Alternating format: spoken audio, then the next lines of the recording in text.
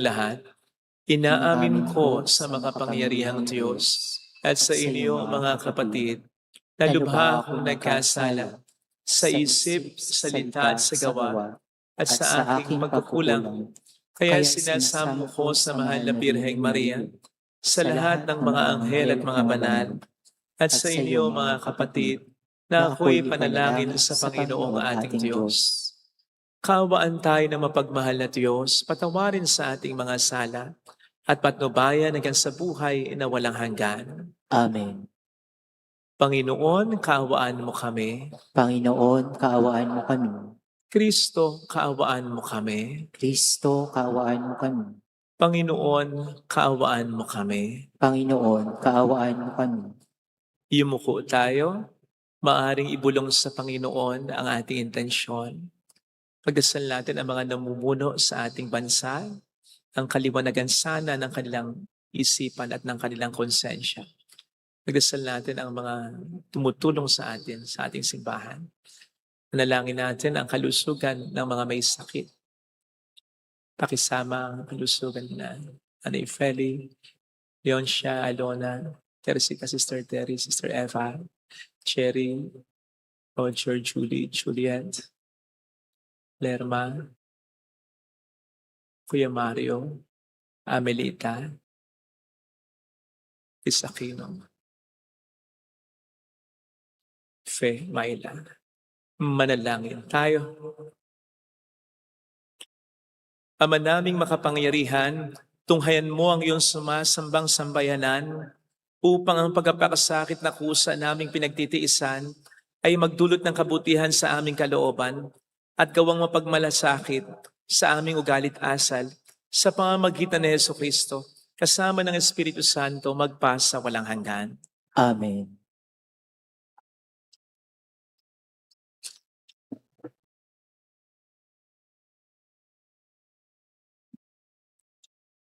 Ang salita ng Diyos mula sa aklat ni Propeta Jonas. Sinabi ng Panginoon kay Jonas, "Pumunta ka sa lungsod ng Ninibe at ipahayag mo ang mga pinasasabi ko sa iyo." Nagpunta nga si Jonas sa Ninibe. Malaki ang lungsod na ito. Aabutin ng 3 araw kung lalakaring pabagtas. Siya'y pumasok sa lungsod. Pagkaraan ng maghapong paglalakad, malakas niyang ipinahayag, gugunawin ng Ninibe pagkaraan ng 40 araw. Naniwala ang mga taga roon sa pahayag na ito mula sa Diyos. Kaya nag-ayuno sila at nagdamit ng sako bilang tanda ng lubos na pagsisisi at pagtalikod sa kanilang mga kasalanan. Nang mabalitaan ito ng hari ng Ninibe, bumaba siya sa kanyang trono.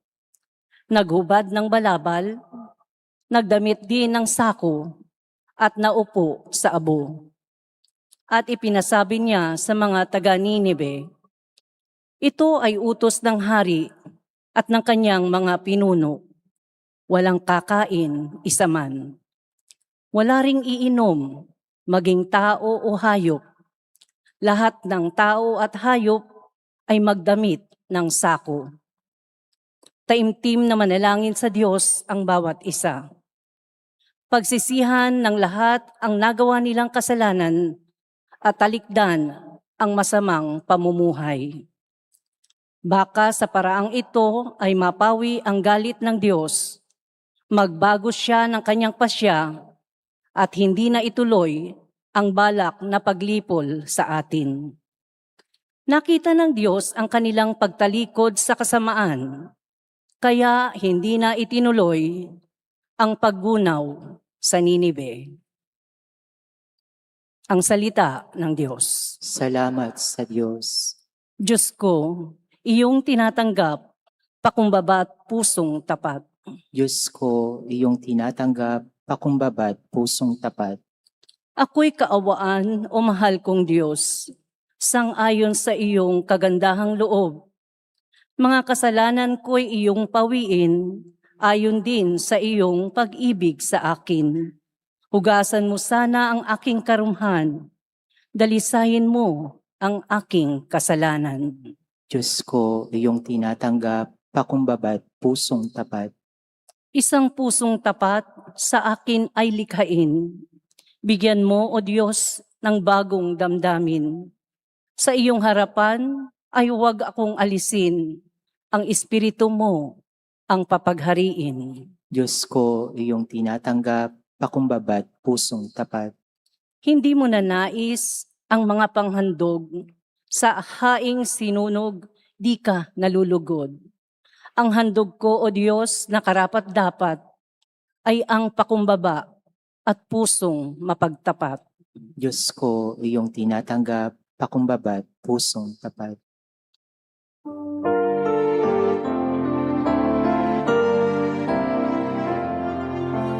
Di ba't sadyang may kapwa ang sarili, dapat kainan ng pagsisilbi at mamangha, di gaya'y dadalisay, magsaka pa, buhay mo ay naalay.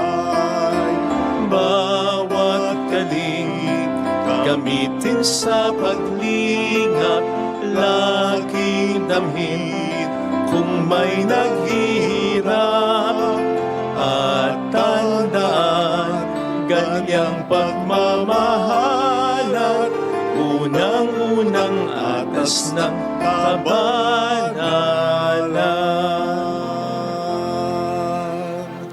Sumainyo ang Panginoon. At sumaiyo rin. Ang mabuting balita ng Panginoon ayon kay San Lucas. Papuri sa iyo, Panginoon. Noong panahong yon, samantalang dumaragsa ang mga tao, sinabi ni Jesus, napakasama ng lahing ito. Naghahanap sila ng palatandaan mula sa langit, subalit walang ipakikita sa kanila maliban sa palatandaang inilalarawan ng nangyari kay Jonas. Kung paanong naging isang palatandaan si Jonas sa mga taga Nineveh, gayon din naman, magiging isang palatandaan sa lahing ito ang anak ng tao. Sa araw ng paghukom, titindig ang reyna ng timog laban sa lahing ito at sila'y hahatulan niya ng kaparusahan. Sapagkat nanggaling siya sa dulo ng daigdig upang pakinggan ang karunungan ni Solomon. Ngunit higit na di hamak kay Solomon ang narito. Sa araw ng paghukom ay titindig ang mga taga Nineveh laban sa lahing ito at hahatulan ng kaparusahan sapagkat nagsisi sila dahil sa pangangaral ni Jonas. Ngunit higit na di hamak kay Jonas ang narito. Mga kapatid, ang mabuting balita ng Panginoon. Pinupuri ka namin, Panginoong Jesucristo.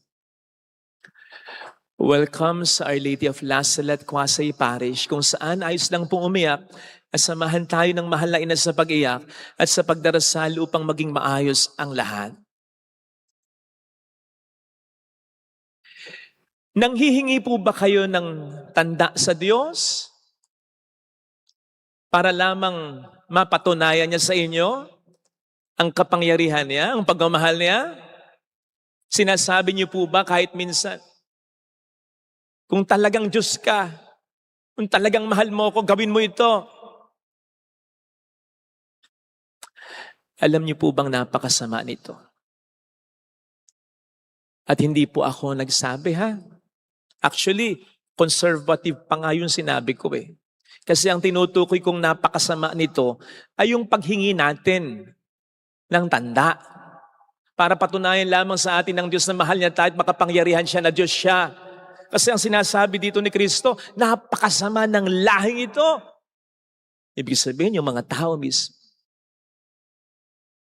sapagkat humihingi sila ng tanda.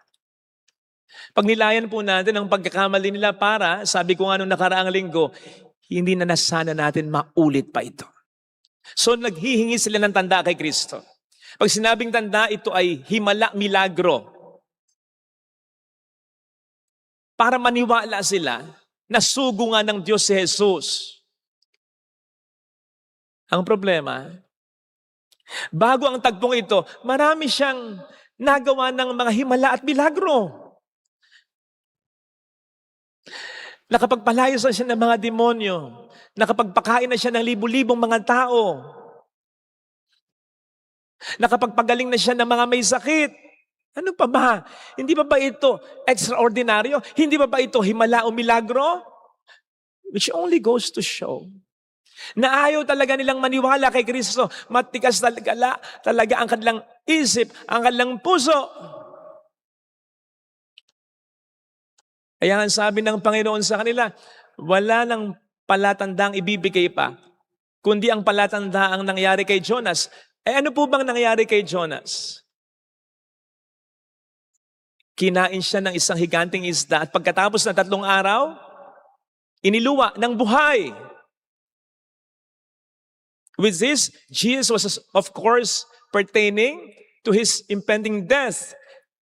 And of course, his resurrection after 3 days. Yun nga naman ang tanda ng mga tanda, milagro ng mga milagro. Yun na lang ang hintayin nila. But you see, sa ating ebanghelyo, mukhang hindi yun ang tanda na ine-emphasize dito ni Kristo. Sapagkat come to think of it, hindi naman nagbago ang mga taga-Nineveh dahil naalaman nila na si Jonas ay kinain ng malaking isda at pagkatapos ng 3 araw ay iniluwa ng buhay si Jonas. Hindi nila ito alam. At mukhang hindi naman sinabi ni Jonas. And granted, kung sinabi ni Jonas, maniniwala sila, hindi naman nila nakita. May nangyari na bang ganon? Wala pa. So hindi yung nangyari kay Jonas ang nakapagpa-convert sa mga taga-Nineveh, kundi ang salita ng Diyos na sinabi ni Jonas sa kanila. And so Jesus was emphasizing here the power of the Word of God na kayang mapagbago kahit ang isa o kahit ang napakamasamang mga tao. For your information, napaka-immoral to the highest level, napaka-brutal to the highest level ng mga Ninevites, ng mga taga-Nineveh. Napakasama nila. Kaya nga, ayaw ni Jonas na mag-preach sa kanila. Ayaw ni Jonas na magbago sila. Gusto ni Jonas na lipulin na sila ng Diyos. Ganon sila kabrutal, ganon sila kaimoral, ganon sila kasama. Pero dahil sa kapangyarihan ng salita ng Diyos na sinabi ni Jonas sa kanila, ng isang reluctant prophet pa,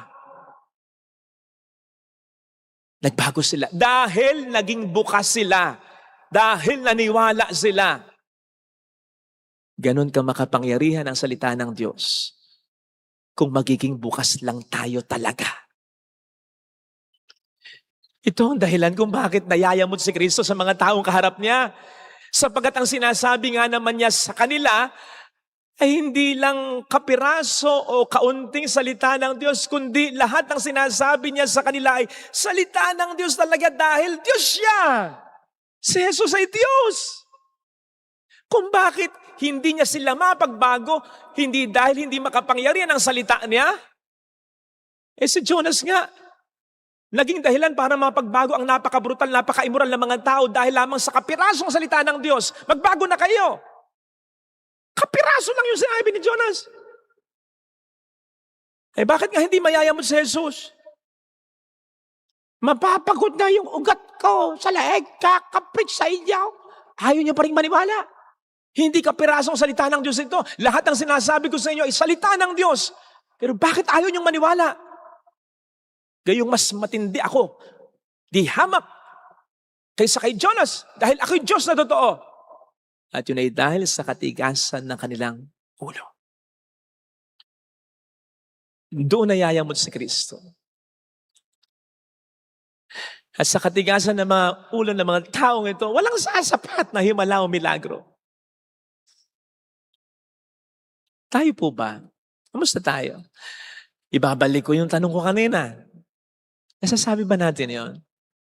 Lord, kung talagang makapangyarihan ka, kung talagang mahal mo ko, ibigay mo sa akin ang trabaho, ang negosyong ito, ang karir na ito, ang panalong ito.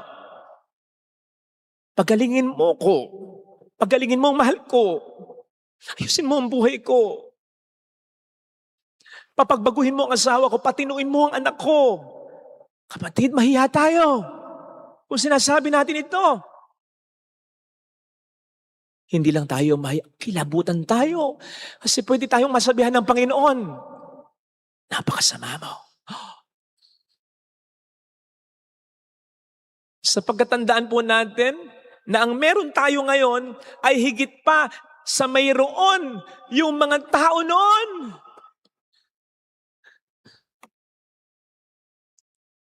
Okay? Baka sabihin ninyo, Father, sila nakasama nila si Jesus. Father, sila nakita nilang personal ang mga milagrong ginawa ni Jesus. Okay. But that does not necessarily make them blessed. Dahil nga matigas ang ulo nila. Hindi naman lahat ng nakakita ng milagro ni Jesus at naka-encounter sa kanya ng personal ay naligtas na. Gustuhin man silang iligtas ng Panginoon na. Ay sa katigasan ng ulo nila. Baka nga kung tayo rin ay nabuhay nung panahon ngayon, isa rin tayo sa matigas ang ulo. Kahit na napakarami ng himala at milagro.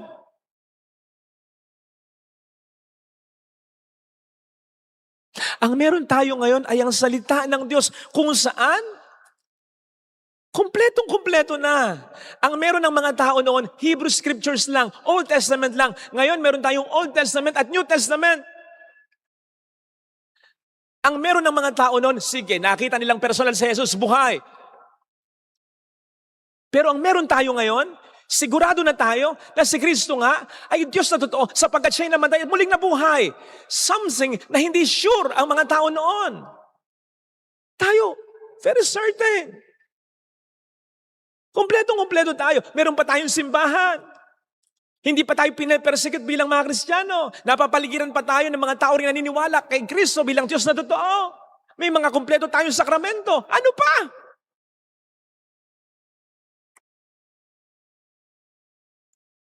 At baka nakakalimutan ninyo, yung sinabi ni Abraham dun sa mayaman na napunta ng impyerno. Kasi ano sabi nung mayamang napunta ng impyerno? Ang mga Abraham, meron ako mga kapatid na lalaki. Papuntahin niyo ako sa kanila para sila rin ay maligtas. Sana, para sila ay maligtas sa kapahamakang ito. Ayaw ko silang dumako sa dako ng paghihirap na ito. Ano sabi ni Abraham sa kanila? Nasa kanila na ang sinulat ni Moises at ng mga propeta. Old Testament. Sapat na yon. Tayo, hindi lang Old Testament ang meron tayo.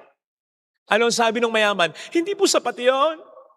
Pero kung pupunta sa kanila ang isang patay na muling binuhay, tulad ko, kung bubuhayin niyo ako, pupuntahan ko sila kanila, pupuntahan sila, maniniwala sila. Ano sabi ni Abraham? Kung hindi sila maniniwala sa Biblia, hindi rin sila maniniwala kahit sa isang patay na muling nabuhay. Ano pruweba niyan? Namatay si Lazaro. Binuhay ni Kristo. Naniwala ba yung mga tao? Naniwala ba yung mga tao? Bagamat hindi lang makontra na ang nangyari kay Lazaro ay milagrong talaga, may question bang, kunyari lang yan, hindi naman talaga siya patay. Alam nila pare-parehong patay si Lazaro. Alam nilang milagro yung nangyari. No question about that. Pero naniwala ba sila? Hindi. Kung naniwala sila, hindi sila sisigaw, ipako siya sa krus. Kung naniwala sila, dapat naisip nila, si Kristo yung Diyos talaga. Hindi na naniwala, pinagplanuhan bang patayin siya. So you see, walang himala ang sasapat kung ang salita ng Diyos ay hindi natin paniniwalaan. Maya't maya narinig natin makapangyarihan ng Diyos. Mahal tayo ng Diyos, tapat ang Diyos sa atin. Maya't maya yan. Hindi naman tayo magkakaroon ng interes sa salita ng Diyos kung hindi natin nararamdaman ang kapangyarihan nito sa buhay natin. Pero bakit pag dumarating ang malalaking pagsubok sa buhay natin, kukwestiyonin pa rin natin ang kapangyarihan at pagmamahal ng Diyos sa buhay natin? Ano yun? Huwag ganun. Manghingi pa tayo ng tanda para maniwala lamang tayo mapagmahal siya at makapangyarihan siya? Huwag ganun. Nakaka-offense sa Diyos yun. Pwede siguro tayo manghingi ng tanda just for guidance. Pero not for confirmation. Mahal mo ba ako talaga? Diyos ka nga ba talaga? Huwag ganon. Nakaka-offense sa Diyos yun. Masamang paghingi ng tanda yun. Ito sana mga kapatid ng ating pagdasal na biyaya sa banal na misa na mas mahalin natin ang salita ng Diyos, mas igalang natin, mas kilanlin natin, at mas paniwalaan natin sa buhay natin. Nang sa gayon, mas makita natin ang mga milagro ng Diyos sa buhay natin kahit sa mga simpleng pangyayari sa buhay natin. Amen. Ilagay natin ang ating kanang kamay sa tapat ng ating puso.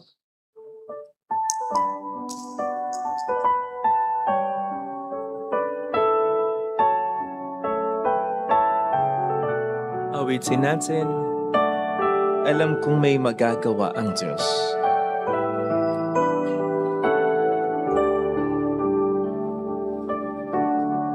Alam kong may magagawa. Pinatunayan mo sa gawa yung salita mong mahal mo ako, na hindi mo ako pababayaan, na hindi kailanman magtatagumpay ang kasalanan sa kabutihan, ang kadiliman sa kaliwanagan, ang kasinungalingan sa katotohanan. Hindi ito fiction, hindi ito gawa-gawa, hindi ito walang saysay na mga salita, dahil ang mga ito'y pinatunayan mo sa buhay mo. Salamat, Panginoon. Patawad sa mga pagkakataon hindi namin mapanghawakan ito. Patawad sa mga pagkakataong humingi pa kami ng tanda mula sa iyo para lamang maniwala kaming mahal mo ko. Makapangyarihan ka. Patawad, Panginoon, from now on, hindi na pangahawakan namin ng salita mo. Mayroong magandang mangyayari sa iyo. May isang salita ang Diyos. Pag sinabi niya, yun. Buhay yun, makapangyarihan yun, totoo yun, mangyayari yun. Itanim mo ang salita niya sa puso mo, pagbungahin mo, diligin mo, alagaan mo. Mayroong magandang mangyayari sa iyo. Pwede mo huwag paniwalaan ang sinasabi ng tao, pero hindi ang sinasabi ng Diyos. Siya ang katotohanan. Papuri sa Ama at sa Anak sa Espiritu Santo. Kapara na sa una-una, ngayon magpakailanman, magpasawalang hanggan. Amen. Pag-aalay. Pag-aalay.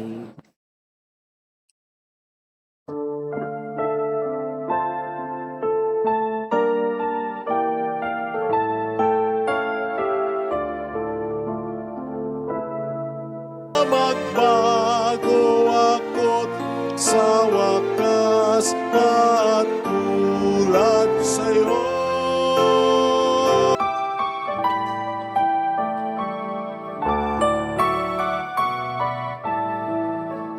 O Diyos, narito ang tanging alay ko, at sa kamay mo inihandog ko alak at tinapay, aming pinagpaguran, maging aming buhay tanging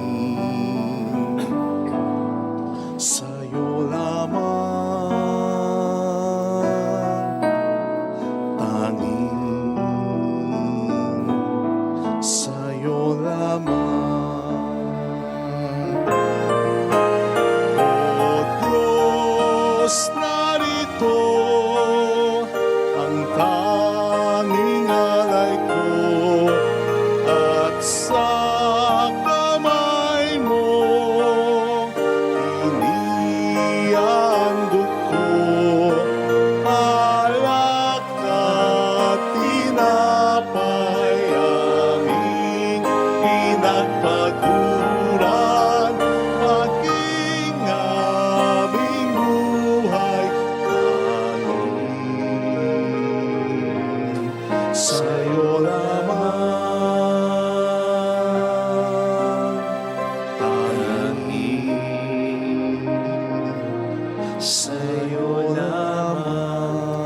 Manalangin tayo, pang ating handog ay maging kalugod-lugod sa Diyos sa mga makapangyarihan. Tanggapin nawa ng Panginoon itong paghahain sa iyong mga kamay, Sa kapurihan kapurihan, at karangalan sa ating kapakinabangan at sa buong sambayanang banal. Ama naming lumikha, ang iyong mga kaloob ay aming inihahain upang aming sambahin ang ngalan mo. Mapagsaluhan nawa namin ito sa pakikinabang bilang tagapagdulot ng iyong walang maliw na kagalingan sa pamamagitan ni Jesucristo kasama ang Espiritu Santo magpa sa walang hanggan. Amen. Sumayin niyo po ang Panginoon. At sumayo Itaas sa Diyos ang inyong puso at diwa. itinasa namin sa Panginoon. Pasalamatan ng Panginoong ating Diyos. Marapat na siya'y pasalamatan. Ama naming makapangyarihan, tunay nga pong marapat na ikaw ay pasalamatan sa pamamagitan ni Jesucristo na aming Panginoon. Binibigyan mo kami ng bagong pagkakataon upang ganapin ang paghahanda ngayon para sa pagdiriwang ng muling pagkabuhay. Kaisa ng iyong anak na minamahal, aming nilalaan panahon, talino't yaman para ganapin ang iyong kalooban na ang kapwa tao'y lubos sa damayan. Sa pagdiriwang namin sa aming pagsilang, bilang mga kaanib ng iyong sambayanan, kami iyong pinagkakamit ng katayuang ganap sa pagtatangkilik. Kaya kaisa ng mga anghel na nagsisiawit ng papuri sa iyo ng walang humpay sa kalangitan, kami nagbubunyi sa iyong kadakilaan. Santo, Santo, Santo, Panginoong Diyos ng mga hukbo, napupuno ang langit at lupa ng kadakilaan mo. Hosana sa kaitaasan. Pinagpala ang naparito sa ngalan ng Panginoon. Hosana sa kaitaasan. Ama naming banal, ikaw ang bukal ng tanang kabanalan, kaya't sa pamamagitan ng iyong Espiritu gawin mong banal ang mga kaloob na ito upang para sa amin ay maging katawan at dugo ng aming Panginoong Hesukristo. Bago niya pinagtiis ang kusang loob na maging handog, hinawakan niya ang tinapay, pinasalamatan kaniya, pinaghati-hati niya iyon, iniabot sa kaniyang mga alagad at sinabi, "Tanggapin ninyong lahat ito at kanin. Ito ang aking katawan na ihahandog para sa inyo."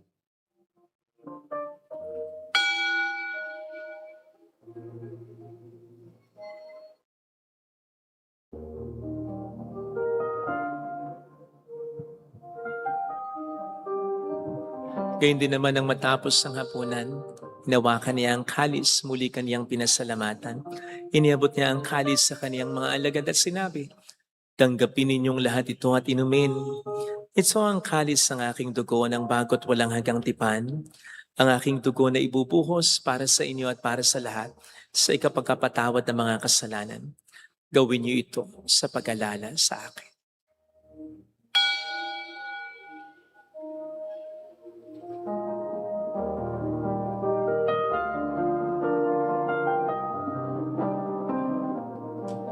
Ang misteryo ng ating pananampalataya, si Kristo'y namatay, si Kristo'y nabuhay, si Kristo'y babalik sa wakas ng panahon. Ama, ginagawa namin ngayon ang pag-alaala sa pagkamatay at muling pagkabuhay ng iyong anak. Kaya inialay namin sa iyo ang tinapay ng buhay at ang kalis ng kaligtasan. Kami nagpapasalamat dahil kami iyong minarapat na tumayo sa harap mo para maglingkod sa iyo. Sinasamo namin kami na magsasalo sa katawan at dugo ni Kristo ay mabuklod sa pagkakaisa sa pamamagitan ng Espiritu Santo. Ama, lingapin mo ang iyong simbahang laganap sa buong daigdig. Puspusin mo kami sa pag-ibig. Kaisa, ni Leon na aming Papa, ni Dennis na aming Obispo at ng Tanang Kaparian. Alalahanin mo po ang mga kapatid naming nahimlay nang may pag-asang sila'y muling mabubuhay, lalo ng aming mga ipagdarasal. Saglit nating ipagdasal ang ating mga kakilalang iyumao. Pakisama po ang kaluluwa ni Joyce Tasing. Basilito Persigaw Diosa Miguera Seryo. Juanito Tuason. Alfredo Mark Ricky. Benjamin Orio Isca. Ada Dante. Enrique. Rose. Emer. Gayun din ng lahat ng mga pumanaw. Kaawaan mo sila at patuloyin sa iyong kaliwanagan. Kaawaan mo at paging tapatin kaming lahat na makasalo sa iyong buhay na walang wakas.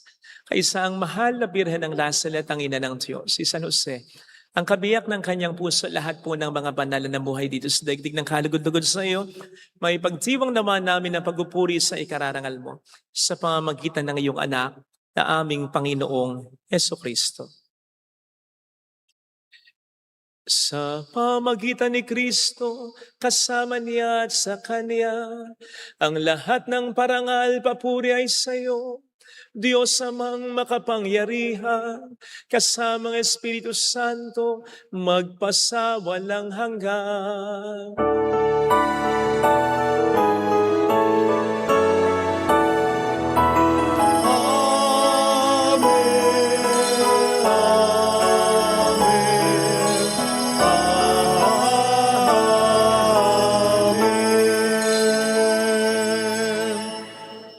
Tumawag tayo sa Ama.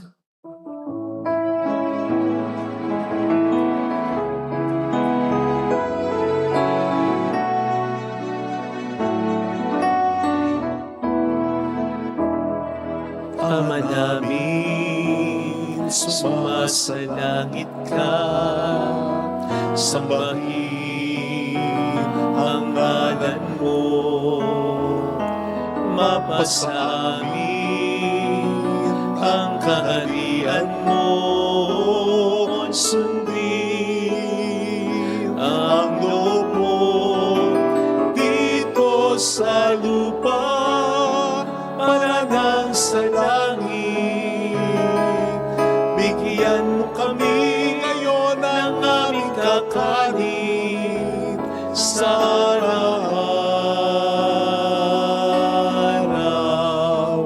at patawarin mo kami sa aming mga sala para ng pagpapatawad namin sa nagkakasala sa amin.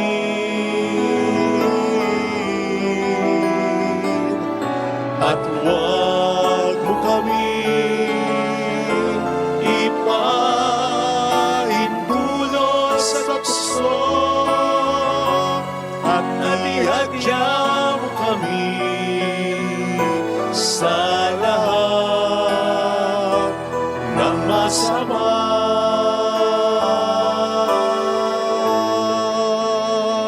Hinihiling namin kami adya sa lahat ng masama, pagkalooban ng kapayapaan araw-araw, iligtas sa kasalanan, samantalang aming pinaghahandaan ang dakilang araw ng pagpapahayag ng tagapagligtas namin sa Jesucristo. Sapagkat iyong kaharian, ang kapangyarihan at ang kapurian magpakailanman. Amen. Panginoong Jesucristo, sinabi po niyo noon, sinasabi niyo rin sa amin ngayon, kapayapaan ang iniiwan ko sa inyo, ang aking kapayapaan ang binibigay ko. Tunghayan mong aming pananampalataya, huwag ang aming pagkakasala.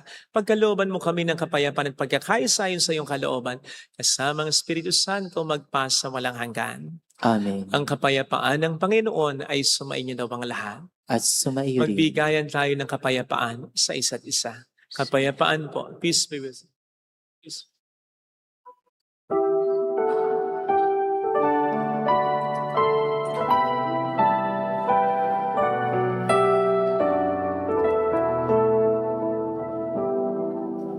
Kordero ng Diyos na nag-aalis ng mga kasalanan ng sanlibutan, maawa ka sa amin.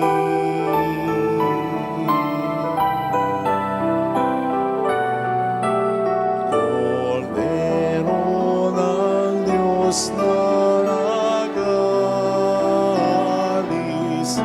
ng mga kasalanan ng sanlibutan, maawa ka sa amin.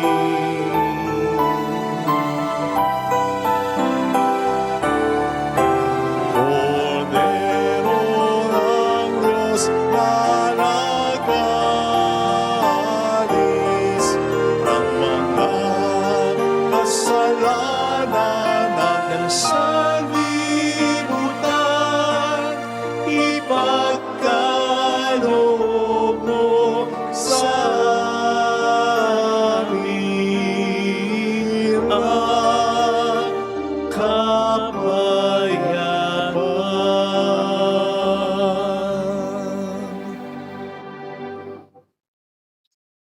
Narito sa harap natin ng Panginoon ang ating buhay at kaligtasan, ang ating kapanatagan, mga palad tayong inaanyayahan. Panginoon, hindi ako karapat-dapat na magpatuloy sa iyo, ngunit sa isang salita mo lamang ay gagaling na ako.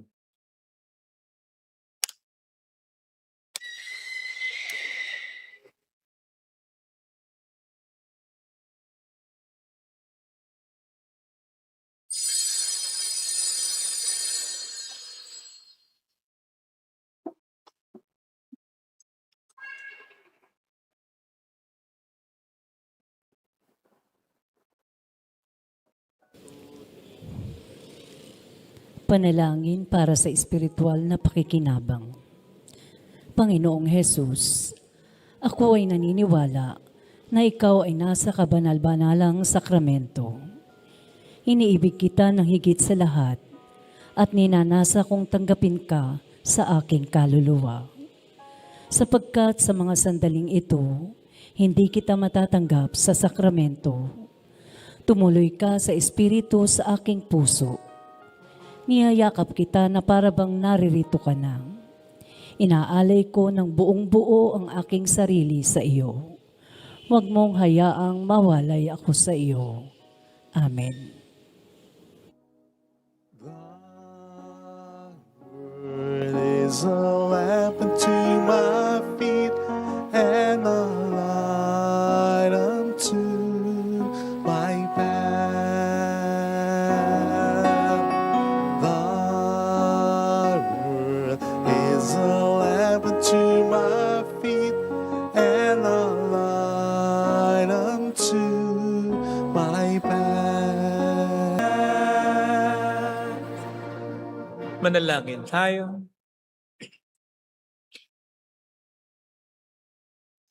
Ama naming mapagmahal, hindi mo kami pinagsasawaang pagsaluhin sa iyong banal na piking. Ipagkaloob mong pakinabangan namin ang iyong lakas at buhay na walang maliw sa pamamagitan ni Jesucristo, kasama ng Espiritu Santo magpasa walang hanggan. Amen. Holy God, Holy Mighty One, Holy Immortal One. Have mercy on us and in the whole world. Holy God, Holy Mighty One, Holy Immortal One. Have mercy on us and in the whole world. Holy God, Holy Mighty One, Holy Immortal One. Have mercy on us and in the whole world. Jesus, King of Mercy, We trust in you. alalahanin, O mahal na Birhen ng Lazaret, ina ng pag-asa, ikaw ang nagpapaalala sa aming magbalik loob sa Ama.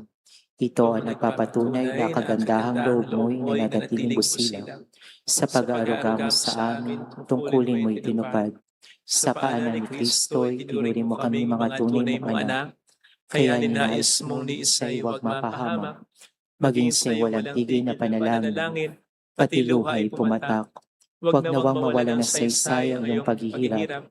Hiling nawa namin sa iyo o aming ang liyan, na matapos sa pakikibakay namin sa mundong ito at sa pananatili namin tapat kay Kristo, sa kapurian mo'y makibahagi kaming ganap, upang kung nasaan ka ngayon ay maparoon din kaming lahat, at ang kaganapan ng kaluwalhatian ng Diyos Amay, tuluyang matupad siya nawa. Mahal na Birhen ng Lazaret, tagapagkasundo ng mga makasalanan. Ipanalangin mo walang patid kami mga dumudulog sa iyo. Marami pong salamat sa inyong lahat, sa lagi niyong pagtulong, sa lagi niyong pakikiisa, nagiging dahilan para makatulong din po tayo sa marami. Kaya maraming salamat po sa inyong lahat. Ang Diyos na po ang bahalang kumante sa kabutihang loob ninyo. Yun po ang lagi namin, lagi kong dasal, personal na dasal para sa inyo. Salamat po. Sumayin niyo ay, ngayon po ay, hindi ko alam, pero ngayon pala akong 5 years na ako dito. 5 years. Simula nung italaga yata ako. Kaya salamat ha. Maraming salamat sa inyo. Hindi madali, pero fulfilling kapag nandiyan ang Panginoon, syempre, nandiyan din kayo. Salamat po talaga sa mga tulong ninyo. Salamat po. Sumayin niyo ang Panginoon. At sumayo rin. Pagpalain kayo kasama ng ating pamilya na mapagmahal na Diyos ng Ama at ng Anak at ng Espiritu Santo. Amen. Umayo tayo sa kapayapaan ni Kristo. Salamat sa Diyos. Salamat din po.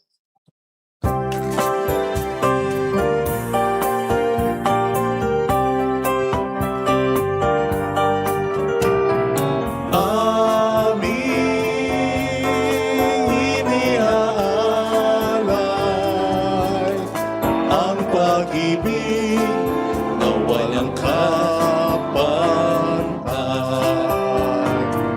Okay, sarap mabuhay kung may nagmamahal, pagmamahal na tunay at laging naisay. Ang Birhen kong umibig ay walang siramis, pagsintang sa kalimis, sa iyo hanggang langit. O Birhen, Birheng mahal, sa awit at sa dasal, aming inihalay ang pag-ibig na walang kapantay.